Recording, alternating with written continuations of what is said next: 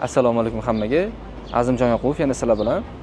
Anchadan beri YouTube'ga video olmayotganim uchun shu videoni qo'yishga qaror qildim. Chunki juda ham ko'p savollar ko'payib ketuvdi. Meni tanimaganlar uchun birinchi o'chirda o'zimni tanishtiraman. Ismim Azimjon. 8 yildan beri Turkiyadaman. Turkiyaga birinchi kelganimda Turkiya Bandırma 17 Eylül universitetida xalqaro aloqalar bo'limida bakalavrimni tamomladim.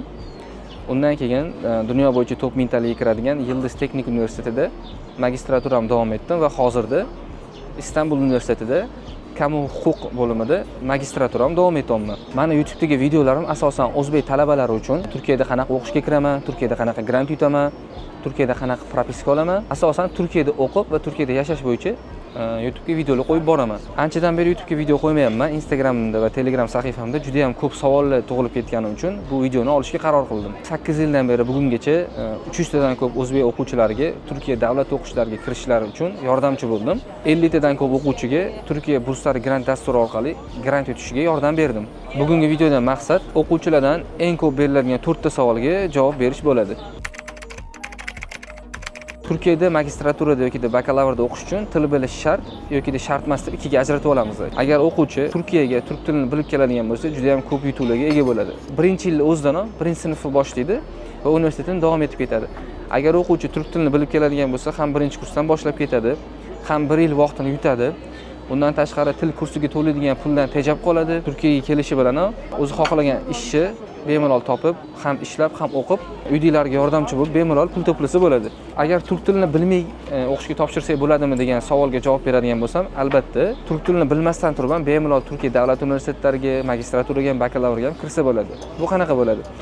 O'quvchi o'zi xohlagan Turkiya davlat universitetiga hujjatlarini topshiradi va qabul oladi. Qabul olgandan keyin Turkiyaga o'qishga kelgandan keyin birinchi o'quv yilida u tayyorlov kursini o'qiydi. Bunaqa jarayonda o'quvchi отдельно tayyorlov kursi uchun pul to'laydi. 1 yil davomida turk tilini o'rganib, shartlarga, sharoitlarga ko'nikib boradi.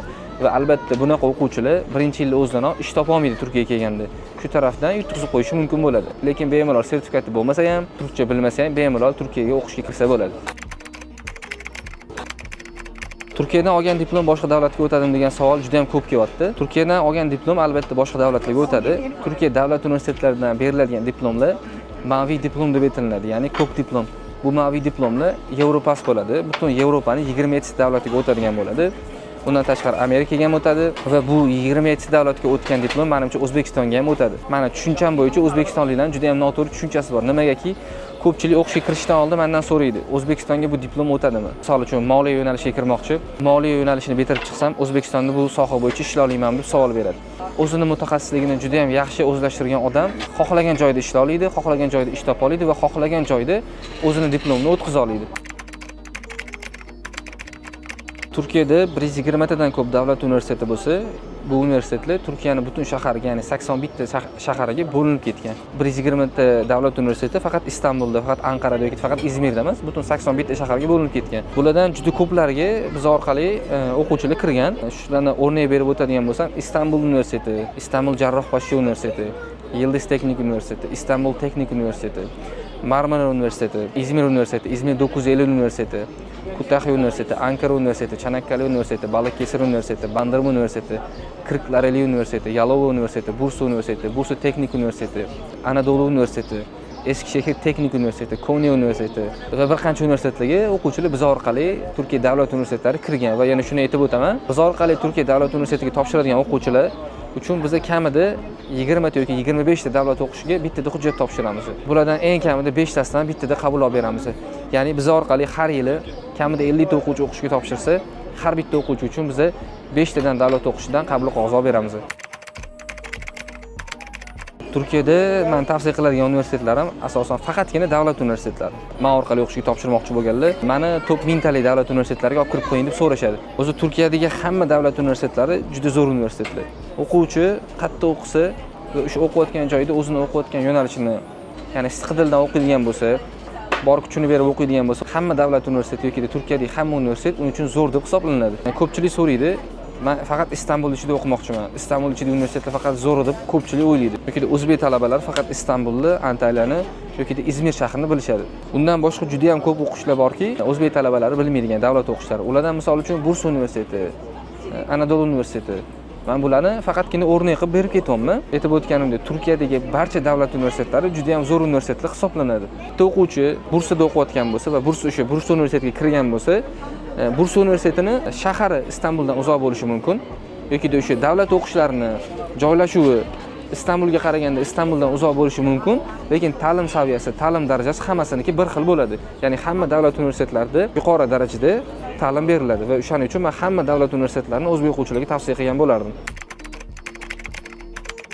Yana bitta hammani qiziqtirgan savolga javob berib ketmoqchiman. Turkiyada ham o'qib, ham ishlasa bo'ladimi degan savolga javob beraman. Albatta Turkiyada ham o'qib, ham ishlasa bo'ladi. Hozirgi paytda meni yon atrofimda o'qiyotgan yoki ma'lum kirib qo'ygan o'quvchilar ham o'qib, ham ishlashadi, asosan 80%. Bular oyiga kamida $400, $450 atrofida oylik olishadi, ham o'qib, ham ishlab. Bu qanaqa bo'ladi? Birinchi kursga kelgan o'quvchi, ya'ni o'qishga kelib, birinchi kursdan boshlagan va turk tilini biladigan o'quvchi hech qachon qiynalmaydi. Kelishi bilan o'qishga birinchi kursdan boshlaydi va birinchi kursda boshlagan o'quvchilarda har kuni dars bo'lmaydi.